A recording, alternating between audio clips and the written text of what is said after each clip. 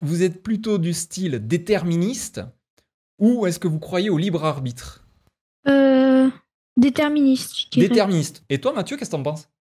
Pareil.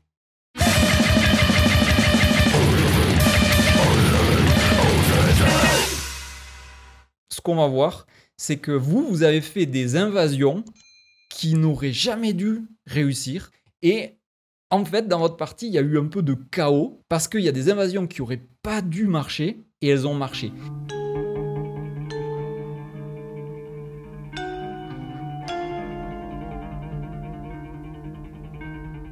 Je vais faire Oui, avec juste Pierre. très rapidement dérouler la partie. Vous la voyez? Oui, Yes. c'est pas très rapide. C'est vrai. Mais alors, imagine si tu jouais, ça serait ultra rapide. Hein, vous jouez. Oui. Maintenant, on est d'accord que vous prenez au moins 5-10 secondes sur chaque coup avant de jouer. Non, Du moi, des fois, je prends lui en 2 secondes.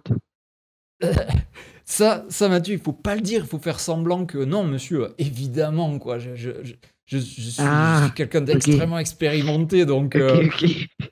donc, yes. Donc là, il y a blanc qui a envahi, une frontière qui se crée, encore une frontière, une invasion, une nouvelle invasion, encore une invasion hein, de blanc et noir, et il va y avoir une dernière à la fin de la partie, en haut, chez blanc, puisqu'il y a Émile qui joue noir, voilà, celle-là. Et Ok j'ai les gars. perdu à la fin.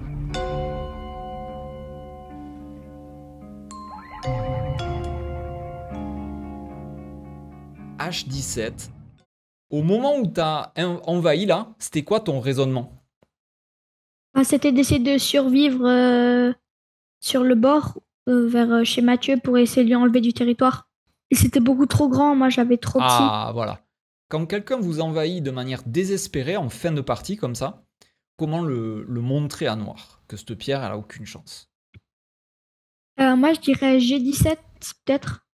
Non, après il sort.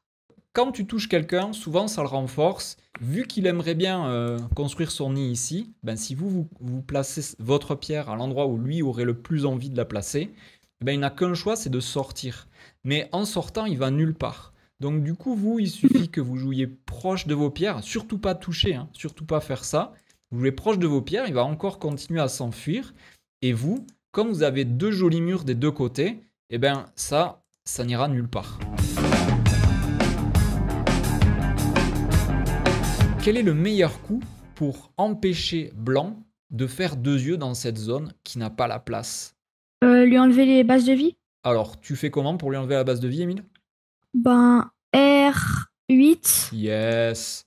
Et là, en fait, à la rigueur, tu l'obliges à aller vers là, mais comme tu as une force ici, eh ben, c'est un peu comme si tu avais dessiné une ligne de la mort, et lui, il est en train d'aller droit vers la mort si jamais il essaie de s'échapper par là.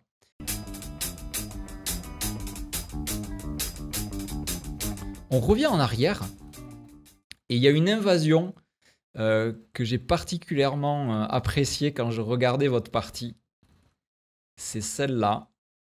Dans le mur noir, 1, vas-y. 2, 3, 4, 5. 4, 5, 6. Une coupe, c'est une question. Deux coupes, c'est une invitation. Trois coupes, de l'autodestruction. Et six coupes, on est d'accord que ça commence à faire vraiment beaucoup. Donc, qui c'est qui me propose une séquence?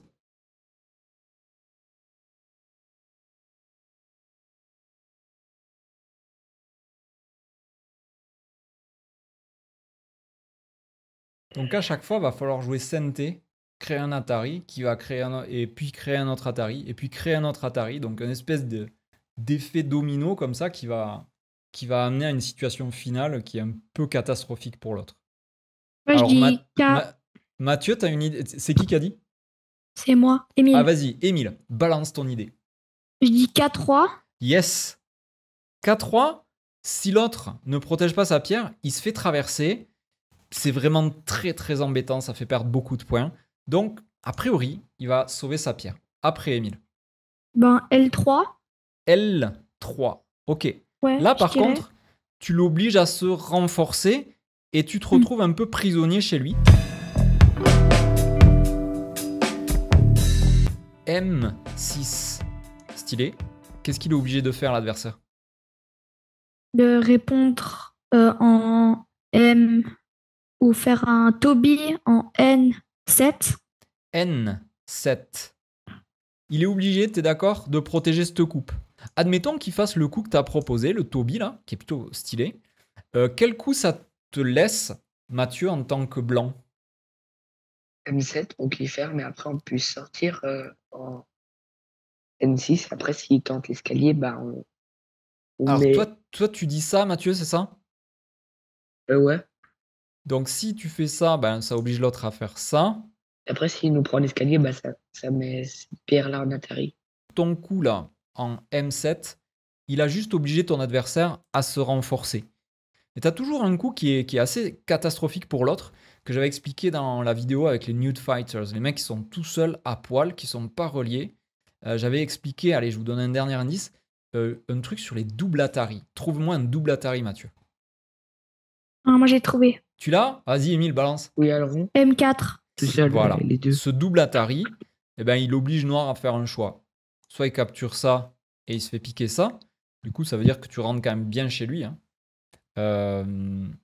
Et s'il sauve l'autre côté, eh ben, toi, c'est pire. Donc, tu es d'accord que là, le Ponnuki qui passe à travers la défense, ça, c'est un vrai Ponnuki 30 points. Hein. Oui. Donc, du coup, clairement, je pense que Noir, il va faire ça. Et toi, ça te permet de passer à travers la défense. C'est quand même un très joli coup, puisqu'on est d'accord qu'il va empêcher le travers schéma, ce qui fait que tu es toujours centé. Et du coup, bah, peut-être que justement, tu vas pouvoir réparer la coupe un peu embêtante qu'il y avait et qui permettrait à l'autre de rentrer un tout petit peu dans ton territoire. Ça, c'est une façon d'exploiter les trois coupes qui étaient, je l'ai dit, de l'autodestruction. Donc, ici, je vous en montre une autre. Imaginez que Blanc, il coupe directement ici. Qu'est-ce qu'il est tenté de faire Noir? De sauver son Atari, on est d'accord? Oui. Et ensuite, vous faites encore Atari. Noir, pardon, il va sauver sa pierre. Et trouvez-moi le dernier coup. M8. M8. Super, les gars. Donc ça, vous pouvez commencer à le chercher dans votre tête. C'est-à-dire que quand vous voyez des coupes chez l'autre, essayez de voir dans votre tête, vous dire, ok, si je coupe d'abord là, il fait ça, puis là, il fait ça, puis là, il sort, et là, à la fin, je peux le capturer. Quand quelqu'un est en territoire adverse, qu'il n'a pas deux yeux et qui joue un coup sur la ligne de la mort, qu'est-ce qu'il faut faire à votre avis, les gars? Jouer ailleurs. Jouer ailleurs.